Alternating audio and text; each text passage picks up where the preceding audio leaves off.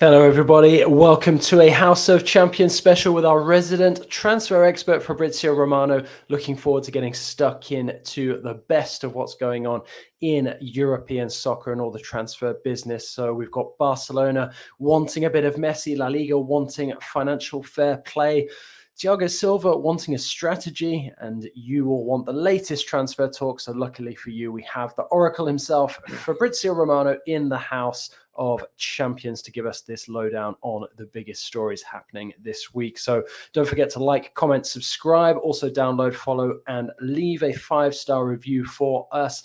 And of course, share the news with a friend as well. Tell somebody, word of mouth always works best. Fab, my friend, how you doing? All good, all good. Thank you, my friend. All great. Hope you too. You must be absolutely delighted after the Champions League quarterfinals produced a Milan derby in the semis. Yes, I'm not surprised, honestly. I was expecting this derby, of course, not at the beginning of the season, but after the draw, yes, because I think the experience of Milan with Napoli really made a difference. And Rafael Leao, what a player! It's incredible the performance he had in Napoli at the Maradona Stadium. And so I was expecting Milan to do that kind of game, and this is why it's a big opportunity for them and also for Inter. Also in this case, I think Benfica have many quality players, but Inter have a lot of experience, and this changed the game, especially at Estadio da Luz in Lisbon and then in San Siro. So Inter were in control. Now is a really special moment for them. It's completely unexpected to have two Italian teams, especially Inter and Milan in the semi-finals of the Champions League. Is a big moment for the city. I'm sure it's going to be an incredible game, the first one, but also the second, a big fight. These two teams are always in a tense situation when they play against each other. It happened in the Super Cup with Inter winning. It happened last season with the Scudetto won by Milan in the final days of the league. So it's always been a big competition between Inter and Milan in the history, but especially in the last 2 years. Now this is going to be something really crazy and special. Well, obviously, we've got that to look forward to in the next couple of weeks. But everybody tuning in just now, get your questions ready for our resident transfer expert, Fabrizio.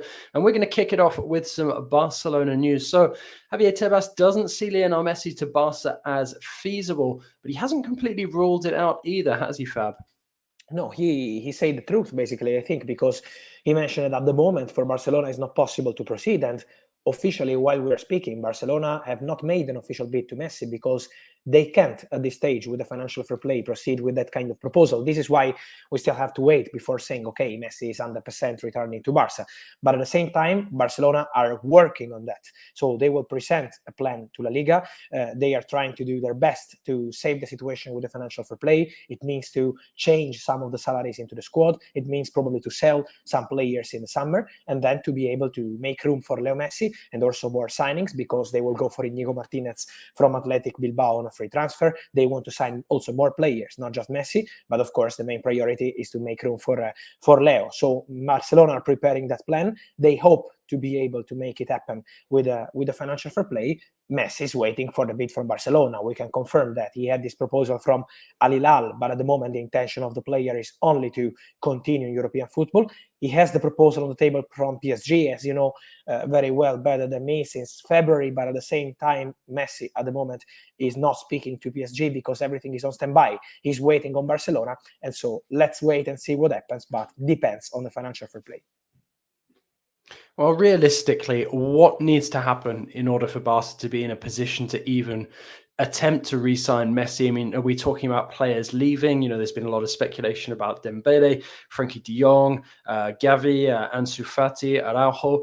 You know, these all potential names that we could see maybe leave camp now in order to potentially bring Messi back, because we know of the potential financial importance to Barca that Messi returning could bring.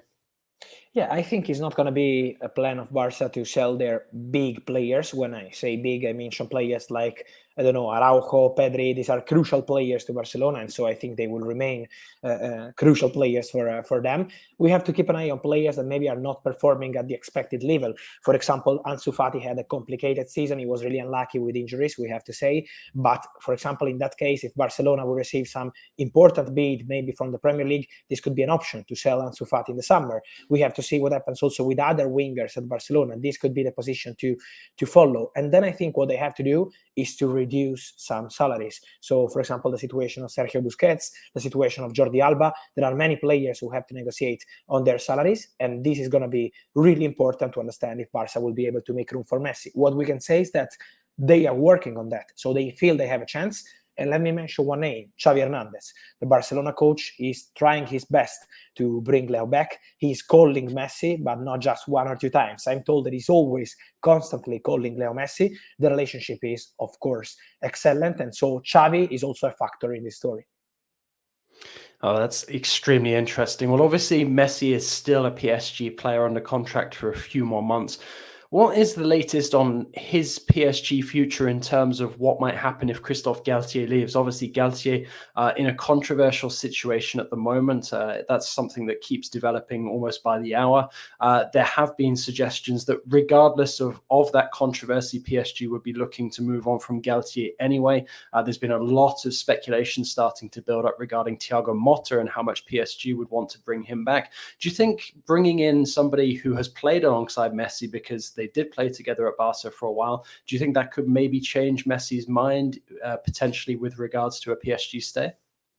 I think this could be a possibility, but at the same time, the reality today is that there is a total standby between PSG and Messi, because Messi, but not just Messi, all the people into PSG, they still don't know who's going to be the coach. If Galtier is going to stay, if they will go for a different one. As you mentioned, Thiago Motta is doing an excellent job in Serie A with Bologna. Probably after Luciano Spalletti, he's the coach of the season here in Serie A. And so it's important to understand what Paris Saint-Germain want to do, but at the moment they have not presented kind of technical project to Messi, like saying this is going to be our coach, this is going to be our these are going to be our new players, because for sure PSG will change many players in the summer. So Messi was waiting since end of February for PSG to present that kind of project, but it still takes time. This is why at the moment it looks complicated for PSG to keep Leo Messi, but the bid is still there. And if they will be able to present a project, maybe things can change. But as of now, everything between Messi and PSG is in standby. Well, speaking of standby, assuming that Barca weren't able to make a move for Messi, is there a player that Barca potentially have lined up to come in? Obviously, we've heard a lot of speculation about Gundogan from Manchester City. Is he still a player that Barca are keeping tabs on in case he becomes perhaps their priority this summer? Yes, I'm sure that they want Gundogan. Is something that they already wanted to do last summer, but Gundogan was not out of contract at City, and so he decided to stay. So he's always been appreciated at Barcelona. Gundogan is a player they love. They feel he's a bit underrated. He's a player who is always there when it's about scoring goals, providing assists. He's always there. He's a big leader. He's an experienced player. And so Barcelona would love to sign Gundogan. They had some contacts, but depends on the player. At the moment, nothing is signed. Nothing is agreed yet. Gundogan is giving total priority to Manchester City to win the league, to try to win the Champions League. This is the mission for Gundogan, and then to communicate his decision to Manchester City. But at the moment, nothing has been decided yet on player side. I'm not sure that this depends on Leo Messi. I think that Barcelona will try to sign both Messi, Gundogan. Also, Inigo Martinez will join Barcelona in the summer as free agent, and then maybe they can complete the squad with 1 or 2 more signings. Well, on the topic of Manchester City, there's a lot of talk around Erling Haaland and his potential contract extension. Let's break it down into very simple terms. First of all, Fab, does he have a buyout clause, and sort of what is the status with regards to long-standing Real Madrid interests, but also perhaps a bit of interest on Haaland's part as well in maybe joining Real Madrid in the future? I can guarantee to you that Erling Haaland, of course, we have many top clubs, including Real Madrid, following his situation since a long time. But I can guarantee to you 100% that he's only focused on Manchester City. So when I'm asking questions about this kind of things, but they are not even thinking about contracts, extensions, or this kind of stuff now. They are 100% focused on the present. He has the opportunity to win the Champions League. He has the opportunity to win the Premier League. So they can make history. And at the moment, Haaland is not focused on anything else, I'm told. So this is the realities of today. Then I'm sure that Manchester City would be happy to extend his contract, to change his contract. This is something that they can have in mind, but it's not something that is going to happen now. April, May, Man City are not going to touch anything in this moment. This is something to discuss probably in the summer, after the summer, September, October. But in this moment, nothing is at advanced stages, because the full focus of everyone at Manchester City, including the player himself, is to make history. The next 6-7 weeks are going to be crucial. And so this is the situation at the moment. I saw one of our regulars jumping in with a question there, Matt Osmond, asking if Haaland was to win potentially a treble with Manchester City this season, do you think there might be a temptation for him to move on, that there's maybe a feeling that he's gone to City and helped them achieve what they needed to, and that his job might already be done in that case? No, I think no. Then never say never in football, but from what I understand, no. I think he's going to stay at Manchester City next season. Also, Pep extended his contract in November, so the idea of all the parties is to continue together. Guardiola, Haaland, to continue this project next season. Even if they win the Champions League, I think the full focus is going to be next season to try to win again. So for Manchester City, the idea is to continue with Haaland and with Guardiola, no matter what happens in the Champions League or in the Premier League. Well, a quick word on Arsenal before we hit a break. We've seen potentially a lack of depth exposed within the Gunners' ranks in recent weeks. Where do you think Arsenal will be looking to reinforce themselves this summer? We've heard a number of names being linked with them, Zubimendi, Lenormand as well from Real Sociedad. Is there a possibility that Arsenal are starting to line up some names already without even knowing the outcome of the Premier League title race? Yes, I think they will not close any deal now because, as you mentioned, the title race is crucial for them. They don't want to have any distraction to create any problem to some of the players they have in the squad. When you have the rumors of some deal done for the summer, maybe some players could be uncomfortable with this kind of story. So they don't want to enter into this kind of situation and to put extra pressure on the players, because it's already an historical moment for Arsenal and they want to keep the full focus on the pitch. But yes, they will be on the market in the summer. They will be on the market, I'm sure, for a new midfielder, because in that position they are looking at options since January. Of course, they signed Jorginho, but they could add one more player in that position. Maybe a new fullback, because it depends on the situation of Tierney. Nuno Tavares will be back, and so they have to decide what happens with the fullbacks. Also, they were interested in Ivan Fresneda in January, but Borussia Dortmund are still there. So not an easy race. Let's see with the center backs, because could be a possibility to sign maybe a talent for the future in that position. For the strikers, I also saw many rumors, but I think Arsenal are happy with Gabriel Jesus, are happy with Nketiah. Balogun will be back, and they have to make a big decision on him if they want to sell him on a permanent deal or not. So there are many things to decide, but I'm sure the midfield is the crucial position when they want to add something. Fascinating stuff, Fab. Guys, keep your questions coming in for our transfer guru. We're taking a short break now, but we will be back in a moment. Phenomenal! Absolutely magisterial here! Artiglieria del campionato brasileiro! Colpisce ancora! Golazo! All right, welcome back, everybody. Keep those questions flying in for Fabrizio Romano. We know that his time is precious, but we've still got 10 minutes or so with the man, the myth, the legend right now. Okay, on to Chelsea, guys, and we're looking at Frank Lampard's replacement and the race to come in for him. You've got Julian Nagelsmann, and who else, Fab, might be entering this race? Because I saw that you broke a little bit of news earlier on about Todd Bowley being in Germany, possibly, related to Thomas Tuchel adding to his backroom staff, but also related to the Nagelsmann compensation. So what can you tell us is the latest coming out of Stamford Bridge? Yes, it's about relationships. I would say it's normal for Todd Bowley to go around, meet with people, and create some networking, some relationship with people also at Bayern. I can say that the relationship between Bayern and Chelsea is very good, and this is why Barry will be allowed to rejoin Thomas Tuchel in the coaching staff. So he will leave Chelsea and join Bayern officially very soon. £1 million compensation agreed, and so everything is in place between Bayern and Chelsea on that one. On Nagelsmann, what we can say is that he's always been the favorite since day one. Since they fired Potter, he's always been considered the favorite option in the list. It depends on Chelsea. So I am sure that it's not going to be an issue about the compensation between Bayern and Chelsea. So this deal will not collapse because of compensation. It's on Chelsea to decide if they're 100% convinced of Nagelsmann as candidate. So the conversation is ongoing between Nagelsmann, his agents, and Chelsea board. It will continue also in the next days and weeks because there will be new contacts, new meetings. And in that moment, we will understand the Chelsea position. So Nagelsmann remains as favorite. From what I understand, with Luis Enrique, as the Telegraph reported yesterday, it's true that the interest of Chelsea is a bit cooled now.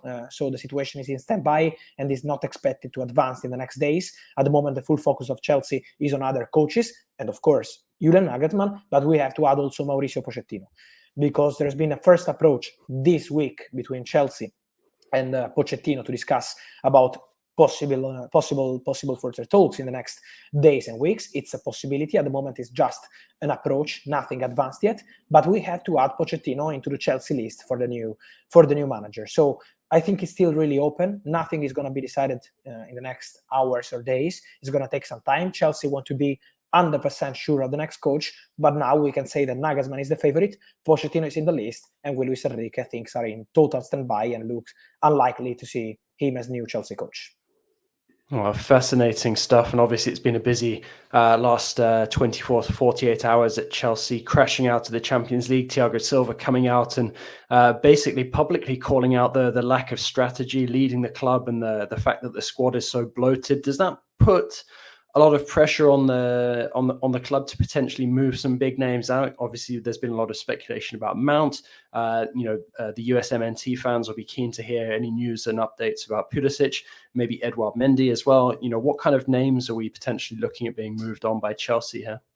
I think there will be a lot of players on the move in the summer. For Mason Mount, it depends on how the conversation between Chelsea and his agents will go on the new contract. But in case this agreement can't be reached on new deal, I'm sure Mason Mount will be on the market and Liverpool will be there, because Liverpool, like Mason Mount, is one of the priority targets they have, and so for sure Mount is one to watch in the summer. There are some players who are almost out of the project, players like Hakim Ziyech, players like Pierre Aubameyang. You mentioned the goalkeeper situation. We have to understand how Chelsea will decide to act with Kepa and Edouard Mendy, if they want to keep one of them, if they want to try to sell them. So it's still open on the goalkeeper. The manager is going to be crucial. I think the new manager is going to be crucial to decide on these players. So, for example, in the goalkeeper situation, on Mason Mount, on Conor Gallagher, many players have to decide their future with Chelsea, and the new coach is going to be crucial to make these kind of decisions. But then there are some players, as I said, Aubameyang, Ziyech, and many others who are almost out of the project, and so for Chelsea will be a priority to find the solutions for them, also for the financial fair play situation. Well, we'll look at other potential ways for Chelsea to raise some money in just a minute. But I saw an interesting report a couple of days ago, Fab, and I was wondering if you could shed any light on it.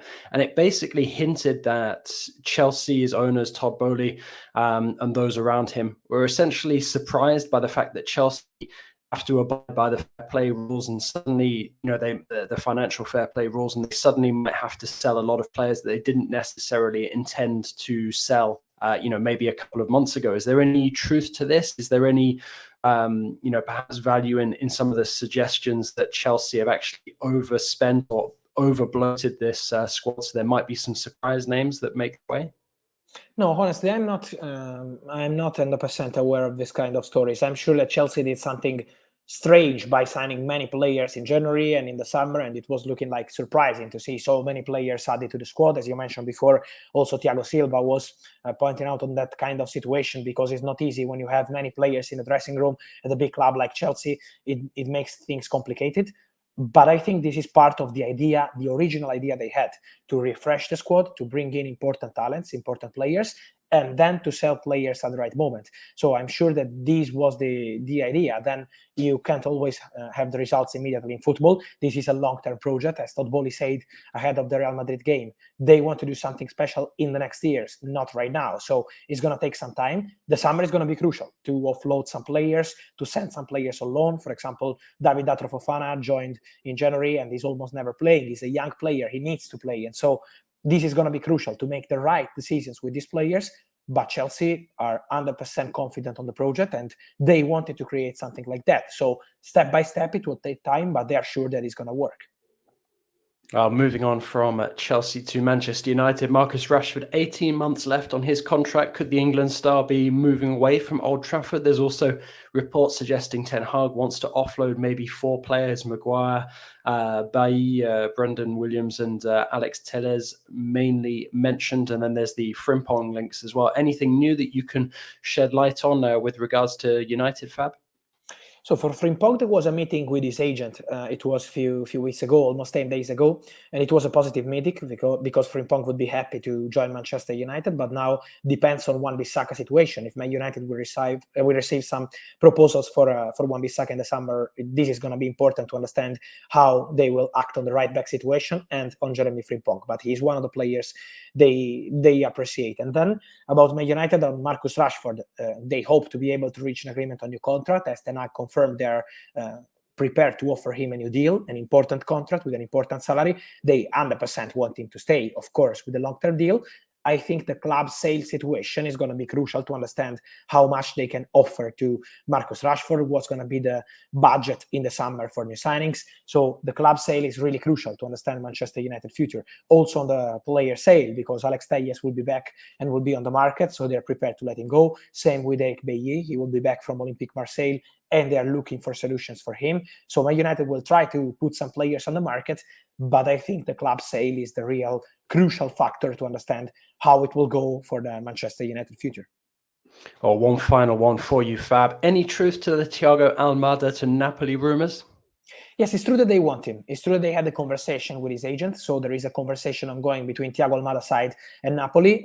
It's still not something agreed between clubs. So it's still early stages, not something advanced or completed. So this is what I'm told. It's true that they have an interest. They appreciate him. They sent their people to follow him with Atlanta, and he's a talent they really appreciate. Let's see how it will be the conversation between clubs, because we know he's an important player for Atlanta, and so it's not going to be an easy negotiation for Napoli, but he's one of the players they appreciate ahead of the summer transfer window.